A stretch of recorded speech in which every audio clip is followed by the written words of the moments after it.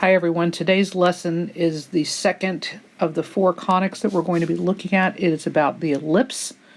The ellipse is just a fancy name for an oval. So we're going to be looking at what an ellipse looks like, what its major components are, and the 2 different forms of the equation and how to convert to graphing form. So let's talk about what an ellipse is first.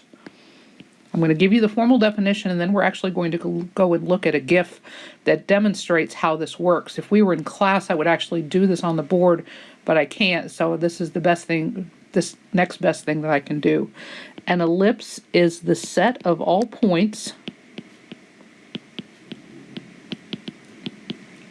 such that the sum of the distances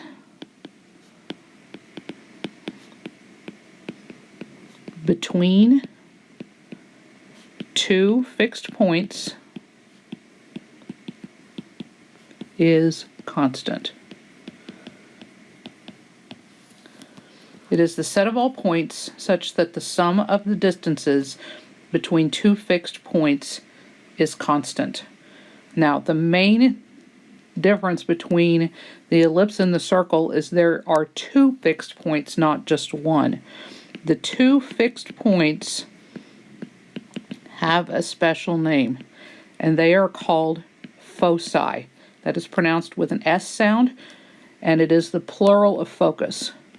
Each one individually is a focus. Together they are called foci. Now, what I want you to imagine before I go to this GIF, if I was in class, what I would do is I would have 2 paper clips, and a piece of string attached between them, okay? Now, I am going to tape the 2 paper clips to the board, but not so that the string is taut. I want the string to have some slack in it. That is what this GIF is going to show you. If you pull the string tight, if you take your pencil and pull the string tight and then you go around as much as you can with that string, it actually forms an ellipse. So let me switch screens, and I will show you. There are the 2 points. There's the string. It pulls it taut and goes all the way around, and it shows that you're creating an ellipse. One more time. Goes all the way around, and that forms the ellipse. The green dots, they are the foci. And notice that that string never changes size. It is pulled tight. Its length is constant. Those are the sum of the distances between the 2 fixed points. All right, so what we're going to do now is draw a picture of an ellipse and label the different parts and talk about what they are and what they mean. There are parts of an ellipse. Now, what I recommend you do, just to make life simple, draw the ellipse first. Now, I have my nice little ellipse tool that will draw a good ellipse. And then I'm going to draw an X and Y axis that go right through the middle of this ellipse. That didn't work too well, but that's good enough for today. Now, the center of your ellipse will not always be 0, 0. It could be elsewhere. My ellipse actually is a little off center, so I'm going to be using different colors here just to help show you what the things are. So the center of the ellipse is this point here. The 4 points distance out this way, these are all called vertexes. And the plural of vertex is vertices. So if you hear the phrase vertices, that's what that is. So we have 4 vertices. We have also the foci, which will be something like that. That's the paper clips or the green dots from the prior picture. All right. Now, sometimes an ellipse will be horizontal, sometimes it will be vertical. This is a horizontal ellipse. The longest distance between the 2 vertices is called the major axis. And it goes from vertex to vertex through the center, the longest distance you can do. The shorter distance that you can do this way, this is called the minor axis. Now, let's talk about how long different parts of this ellipse are. I'm going to write these in black. The distance from the center to the one of the far vertices on the major axis is A, lowercase a. The distance from the center to one of the vertices on the minor axis is lowercase b. And then the distance from the center to one of the foci is C. So now let's put all this together as far as the formula goes. So we have our center, which in the equation will be h and k, just like it was for the circle. The major axis, length. If you look at this, I told you over here that this piece of the major axis is A. This piece is also A.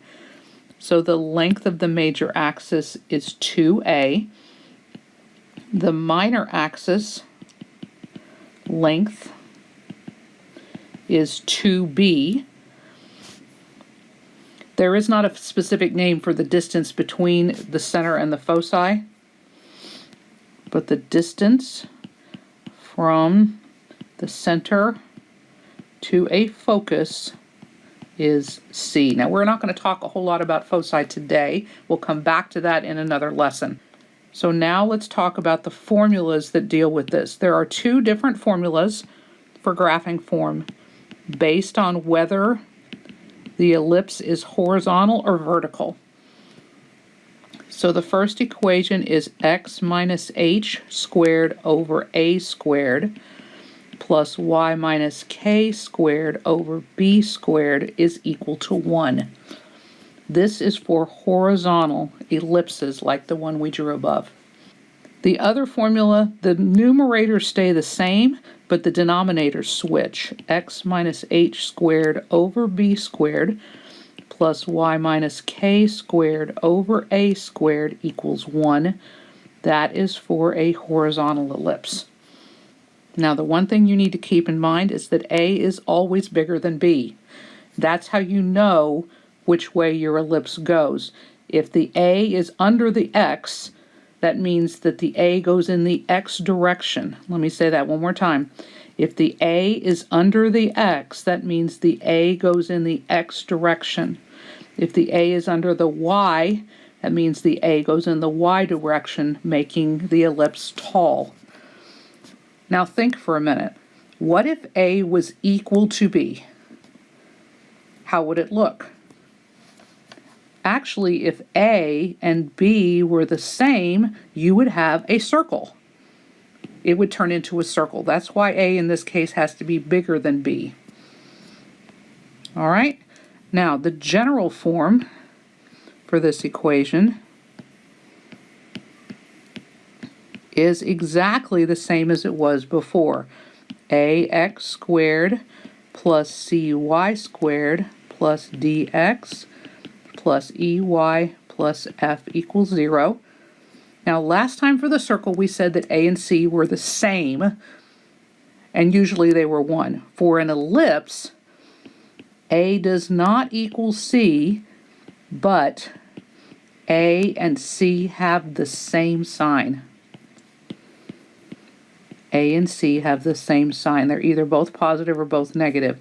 I believe in this homework, we're always going to make both of them positive to make it easier to work with.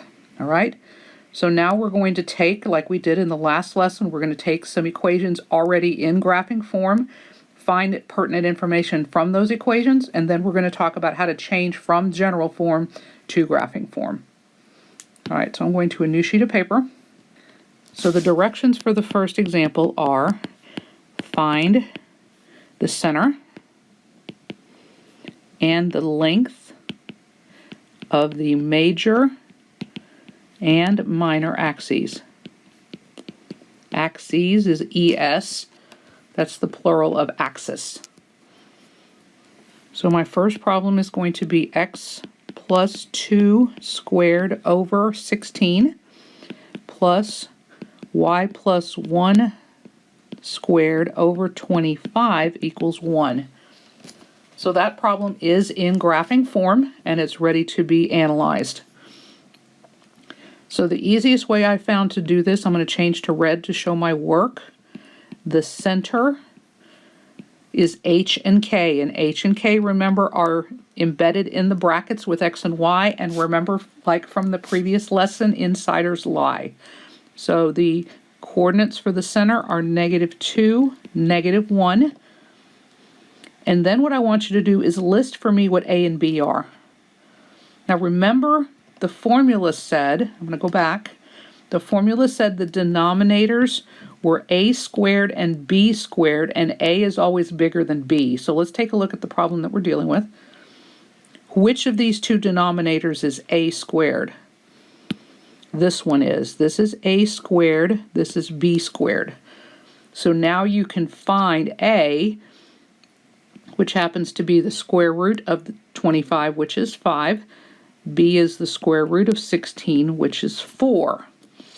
Okay? A is always what you use for the major axis. So the major axis length is 2 times A, 2 times 5, which is 10. The minor axis length is 2 times 4, which is 8. Now what they want you to also say is which direction they go.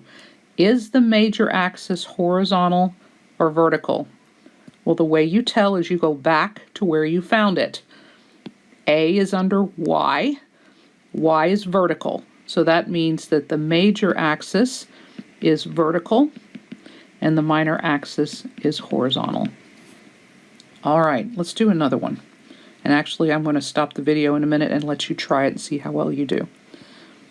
So this example is x minus 7 squared over 6 plus y squared over 1 equals 1. So I want you to find the center, and I want you to find A and B, and then tell me how long the major axis is, and the minor axis is, and whether they are horizontal or vertical. So pause the video, see if you can do this, and then turn it back on and see if you got the same answers that I did. Okay, so here are the results. The center is 7 and 0. Because there is no bracket with the y, the k value is 0 in this instance. A is equal to the square root of 6. You can leave it like that. You don't need to give me a decimal equivalent. That is a good enough answer. B is the square root of 1, which is 1. Since the larger denominator is the 6, the major axis is 2 root 6, and because it's under the x, it's horizontal. The minor axis is 2, and because it's under the y, it is vertical. So that is how you pull the information from the graphing form. Now the second thing we're going to talk about today is how to change to graphing form. So to change to graphing form, we are going to do exactly what we did in the last lesson. We are going to complete the square, but this time it's a little bit tricky, so you've got to watch very carefully how we do it. The steps are basically the same. However, when you're done, you're going to have to do a little more manipulation, and you've got to be very careful because these problems will have coefficients on the x squared and y squared, unlike the last problem. So here is our example. 4x squared plus 25y squared plus 8x minus 150y plus 129 equals 0. The numbers are going to be rather big in these problems. Step 1, what did we do last time? Well, last time we grouped the x's and y's together with brackets, and we put in the blanks. The only difference this time is when we group the x's together, we must factor out whatever the leading coefficient on x squared is, even if it doesn't divide evenly into the other x term. So we are going to pull out the 4 and then write down the x's. This will be x squared plus not 8x. How many x will it be? It'll be 2x plus blank. plus. Now take a look at the two y terms. Whatever is in front of y squared must come out, 25. Like I said, even if it doesn't divide evenly into the other term, usually it will. So this leaves y squared minus how many y? That would be 6y plus blank equals. Now remember, the constant moves to the other side and it changes sign. Put in your two blanks over there. All right, now we are going to proceed as before. We're going to ignore the constant out front until we need it. So this will be 4 bracket and squared. I do believe putting in that middle step is helpful, and it probably will be for many of you, so I'm going to continue to do it. So x and x and x. Remember that we look at this number here and we split it in half. I need two numbers that add up to be 2 that are the same. So that means this will be +1 and +1. And then when you find what goes in the blank, you multiply these two numbers together and you get 1. So this will be x plus 1, the quantity squared at the bottom. Here's where it gets different. Now, you did not add 1 to this side of the problem. It looks like you did, but you didn't. You actually added 4 times 1 to this side of the problem. So when you go to the other side to put your number in the blank, you will be putting a 4 and not a 1. That is because if you remultiplied this side out, you would get 4x squared plus 8x, which is what you started with, plus 4. So you have added 4 here, so I have to add 4 over here. All right, let's do the next one. So we're going to have plus 25, 2 brackets here, plus 25, a single bracket squared. So it's going to be y and y and y. If the number in the center here is -6, what goes in these two parentheses, in these two brackets right here? It would be -3, -3, and -3 there. And then remember, to find the number for the blank, we have to take and multiply the -3 times the -3, and it will be a +9. But remember, in the ellipses, we don't put that number on the other side. What do we put on the other side?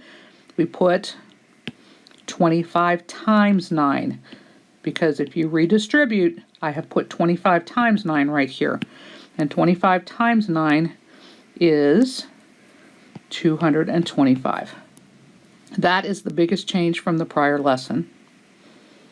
And so we come down here, we add all these together.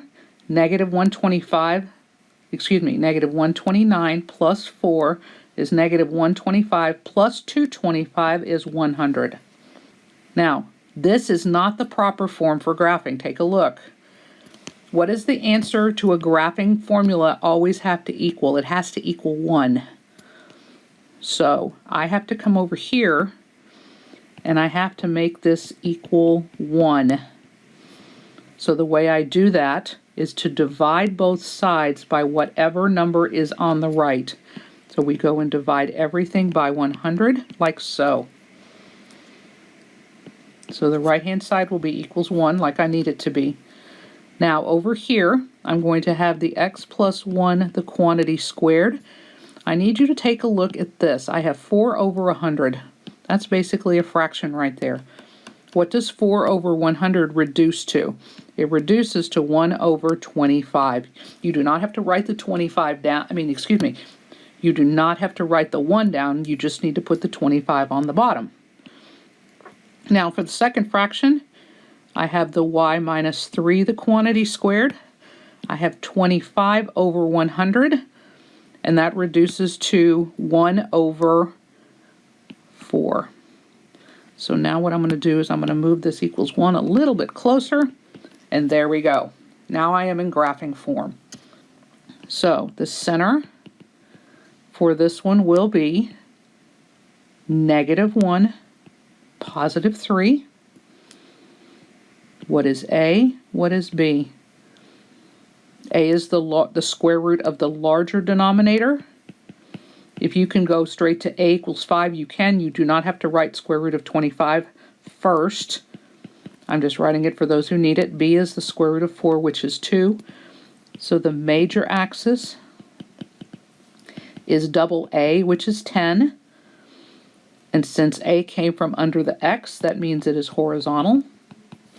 The minor axis